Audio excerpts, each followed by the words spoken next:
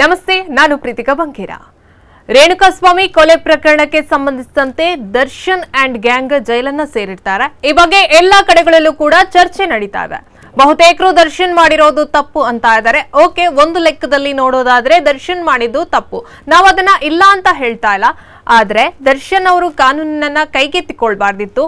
ಇನ್ನೊಂದು ಕಡೆ ನೋಡೋದಾದ್ರೆ ಇನ್ನೂ ಒಂದು ಮುಂದೆ ಹೋಗಿ ಒಂದು ಸ್ಟೆಪ್ ಮುಂದೆ ಹೋಗಿ ನೀವು ಥಿಂಕ್ ಮಾಡಿದ್ರೆ ರೇಣುಕಾಸ್ವಾಮಿ ಮಾಡಿದ್ದೇನು ಸರಿನಾ? ಮಹಿಳೆಯರಿಗೆ ಅಶ್ಲೀಲವಾಗಿ ಮೆಸೇಜ್ ಮಾಡಿದ್ದು ಸರಿನಾ? ಇನ್ನು ವಿಕಿಪೀಡಿಯಾದಲ್ಲಿ ಕೂಡ ಸಾಧಕರ ಪಟ್ಟಿಯಲ್ಲಿ ಇಟ್ಟಿರೋದು ಸರಿನಾ? ಹಾಗಾದ್ರೆ ನಮ್ಮ ದೇಶದಲ್ಲಿ ಹೆಣ್ಣು ಮಕ್ಕಳಿಗೆ ಅಶ್ಲೀಲವಾಗಿ ಮೆಸೇಜ್ ಮಾಡಿದ್ರೆ, ಒಂದು ವೇಳೆ ಅತ್ಯಾಚಾರ ಮಾಡಿದ್ರೆ ಅವರನ್ನ ಸಾಧಕರ ಪಟ್ಟಿಯಲ್ಲಿ ಇಡೋದು ಅಥವಾ ಅವರಿಗೆ ಸಪೋರ್ಟ್ ಮಾಡೋದು ಎಷ್ಟರ ಮಟ್ಟಿಗೆ ಸರಿ? ನಿಮ್ಮ ಮನಸ್ಸಿಗೆ ಒಂದು ಸಣ್ಣ ಚಿಂತನೆಯನ್ನ ಕೊಟ್ಟು ನೋಡಿ.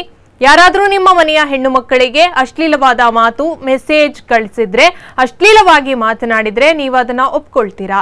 ಇಲ್ಲ ಅಲ್ವಾ? ಇಲ್ಲಿ ನಾನು ದರ್ಶನ್ ಪರ ಅಲ್ಲ, ರೇಣುಕಾಸ್ವಾಮಿ ಪರವೂ ಅಲ್ಲ, ಹೆಣ್ಣು ಮಕ್ಕಳ ಪರವಾಗಿ ಹೇಳ್ತಾ ಇದ್ದೀನಿ. ಎರಡೂ ಕಡೆ ಚಿಂತನೆ ಮಾಡೋಣ. ಒಂದು ಘಟನೆ ನಡೆಯುತ್ತಿದ್ದಂತೆ ಅದರ ಪರ ವಿರೋಧ ಎರಡೂ ಕಡೆ ಚಿಂತನೆ ನಡೆಸೋಣ. ಇಲ್ಲಿ ರೇಣುಕಾಸ್ವಾಮಿ ಹೀರೋ ಮಾಡಬೇಡಿ. ಇಲ್ಲಿ ಯಾರು ಹೀರೋ ಮಾಡ್ತಾ ಇದಾರಲ್ವಾ, ಅಥವಾ ಇನ್ನು ಮುಂದೆ ಹೀರೋ ಮಾಡ್ಬೇಕು ಅಂತ ಯಾರು ಅನ್ಕೊಂಡಿರ್ತಾರಲ್ಲ, ಅವ್ರಿಗೆ ಒಂದು ಮಾತನ್ನ ಹೇಳ್ತೀನಿ. ಒಂದು ವೇಳೆ ನಿಮ್ಮ ಮನೆಯ ಹೆಣ್ಣು ಮಕ್ಕಳಿಗೆ ಈ ತರ ಮೆಸೇಜ್ ಮಾಡಿದ್ರೆ ನೀವೇನ್ ಮಾಡ್ತಾ ಇದ್ರಿ? ನೀವು ಏನ್ ಮಾಡ್ತಾ ಇದ್ರಿ ಅನ್ನೋದನ್ನ ನಮ್ಗೆ ಕಮೆಂಟ್ ಮೂಲಕ ತಿಳಿಸಿ. ಇನ್ನು ದರ್ಶನ್ ಕಾನೂನಿನನ್ನ ಕೈಗೆತ್ತಿಕೊಂಡ್ಬಾರ್ದಿತ್ತು. ಆದ್ರೆ ರೇಣುಕಾಸ್ವಾಮಿ ಏನು ಸಾಚಾನಾ? ಇವನ್ಗೆ ಯಾಕೆ ಬೇಕಿತ್ತು ಕಂಡವ್ರ ಮನೆ ವಿಷಯ? ಇವನು ಪವಿತ್ರ ಗೌಡಗೆ ಮಾತ್ರ ಮೆಸೇಜ್ ಮಾಡಿರಲಿಲ್ಲ, ಇದೇ ತರ ಸುಮಾರು ಹೆಣ್ಣು ಮಕ್ಕಳಿಗೆ ಮೆಸೇಜ್ ಮಾಡಿದ್ದಾನೆ. ಈ ರೇಣುಕಾಸ್ವಾಮಿ ಇದಾನಲ್ಲ, ಹೆಣ್ಣು ಮಕ್ಕಳಿಗೆ ಮೆಸೇಜ್ ಮಾಡೋದನ್ನ ಒಂದು ಚಟ ಮಾಡ್ಕೊಂಡಿದ್ದ.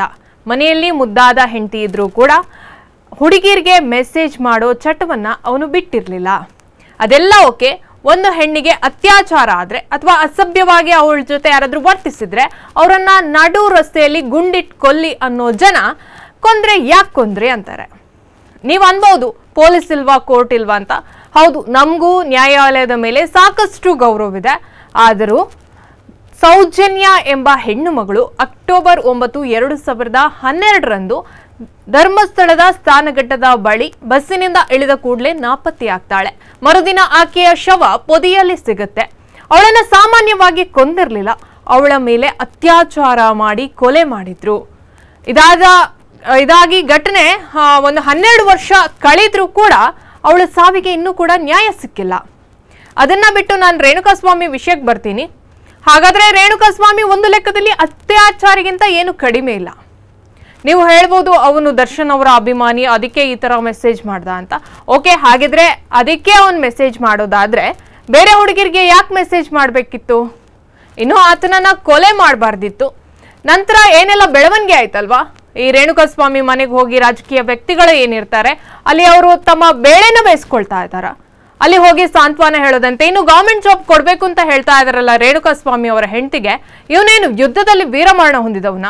ನಾನು ಮೊದಲೇ ಹೇಳಿರೋ ಪ್ರಕಾರ ರೇಣುಕಾಸ್ವಾಮಿನ ಹೀರೋ ಮಾಡಬೇಡಿ. ಒಂದು ವೇಳೆ ರೇಣುಕಾಸ್ವಾಮಿ ಇಂಥ ಕೆಟ್ಟ ಕೆಲಸ ಮಾಡಿಲ್ಲ ಅಂದ್ರೆ, ಪವಿತ್ರ ಗೌಡಗೆ ಅಥವಾ ಬೇರೆ ಹುಡುಗಿರಿಗೆ ಮೆಸೇಜ್ ಮಾಡಿಲ್ಲ ಅಂದ್ರೆ ಅವನು ಇವತ್ತು ಬದುಕಿರ್ತಿದ್ದ. ಇನ್ನು ಪ್ರಜ್ವಲ್ ರೇವಣ್ಣ ವಿಚಾರಕ್ಕೆ ಬರೋದಾದ್ರೆ, ಪ್ರಜ್ವಲ್ ರೇವಣ್ಣ ಅದು ಎಷ್ಟು ತಪ್ಪಿದೆಯೋ ಆತ ಮಾಡಿರೋದು ತಪ್ಪು. ಇನ್ನು ಪೆನ್ ಡ್ರೈವ್ ಹಂಚಿಕೆ ಮಾಡಿದವ್ರದ್ದು ಕೂಡ ತಪ್ಪಿರುತ್ತೆ. ಇನ್ನು ಒಂದು ಘಟನೆ ನಡೆಯುತ್ತಿದ್ದಂತೆ ನೀವು ಯಾರು ಕೂಡ ಜೋಶ್ನಲ್ಲಿ ಮಾತನಾಡಬೇಡಿ. ಅದರ ಪರ ವಿರೋಧವನ್ನ ಚರ್ಚೆ ಮಾಡಿ. ಇಲ್ಲಿ ಹೆಣ್ಣಿಗೂ ಬದುಕಲು ಬಿಡಿ, ಬಡವರಿಗೂ ಬದುಕಲು ಬಿಡಿ. ಇನ್ನು ಕುಳಿತು ವಿಚಾರ ಮಾಡಿ ನಾನು ಹೇಳಿದ್ದು ಸರಿನಾ ತಪ್ಪಾ ಎಂದು. ವಂದನೆಗಳು.